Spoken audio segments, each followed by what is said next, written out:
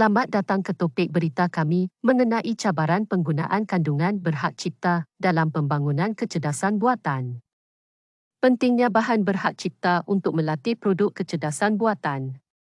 Bahan berhak cipta sangat penting dalam melatih kecerdasan buatan agar dapat menghasilkan respons yang mirip dengan manusia. Dengan menggunakan bahan berhak cipta, kita dapat memperoleh data dan informasi yang berkualitas untuk melatih algoritma kecerdasan buatan. Bahan berhak cipta ini mencakup berbagai jenis data seperti teks, gambar, dan suara yang diperlukan untuk mengembangkan model kecerdasan buatan yang efektif. Dengan menggunakan bahan berhak cipta, kita dapat meningkatkan kemampuan algoritma untuk memahami dan merespons dunia sekitar dengan lebih baik. Oleh kerana itu, penting bagi kita untuk menggunakan bahan berhak cipta dalam melatih produk kecerdasan buatan. Ketergantungan chatbot dan penghasil imej terhadap data internet. Chatbot dan penghasil imej memerlukan data internet untuk berfungsi dengan baik. Mereka menggunakan data ini untuk berinteraksi dengan pengguna dan mencipta imej yang realistik. Data internet memberikan mereka akses kepada maklumat dan sumber yang diperlukan untuk menjalankan tugas mereka. Tanpa data internet, chatbot dan penghasil imej tidak akan dapat berfungsi sepenuhnya dan memberikan hasil yang memuaskan kepada pengguna. Oleh itu, ketergantungan mereka terhadap data internet adalah penting dan harus diambil kira dalam penggunaan dan pembangunan mereka. Cabaran undang-undang dan etika. Penggunaan bahan berhak cipta dalam syarikat kecerdasan buatan menimbulkan cabaran undang-undang dan etika.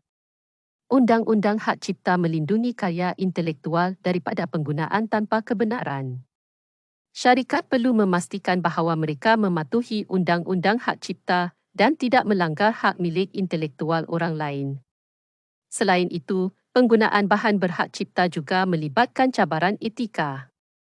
Syarikat perlu mempertimbangkan nilai-nilai etika seperti kejujuran, integriti, dan penghormatan terhadap hak milik orang lain.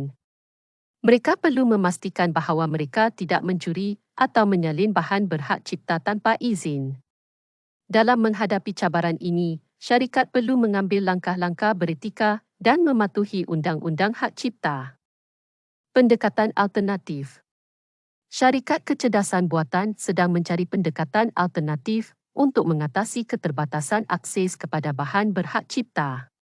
Pendekatan ini akan membantu menghadapi isu-isu yang timbul daripada keterbatasan akses kepada bahan berhak cipta. Syarikat ini sedang meneroka kaedah baru untuk membolehkan orang mendapatkan bahan berhak cipta dengan cara yang lebih mudah dan lebih adil. Dengan pendekatan alternatif ini, diharapkan akan ada peningkatan dalam akses kepada bahan berhak cipta tanpa melanggar undang-undang hak cipta yang sedia ada. Kesimpulan. Syarikat kecerdasan buatan menghadapi cabaran dalam mengakses bahan berhak cipta untuk melatih produk kecerdasan buatan mereka. Cabaran ini mungkin termasuk had akses kepada data yang relevan dan berkualiti tinggi, serta had akses kepada teknologi dan alat yang diperlukan. Selain itu, syarikat juga perlu memastikan bahawa mereka mematuhi undang-undang hak cipta semasa menggunakan bahan berhak cipta. Dalam menghadapi cabaran ini, syarikat perlu mencari jalan alternatif seperti bekerjasama dengan pemilik hak cipta, menggunakan data awam yang terbuka atau menghasilkan bahan latihan sendiri.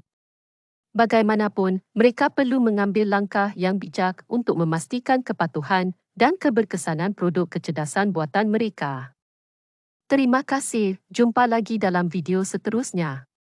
Langgan sekarang.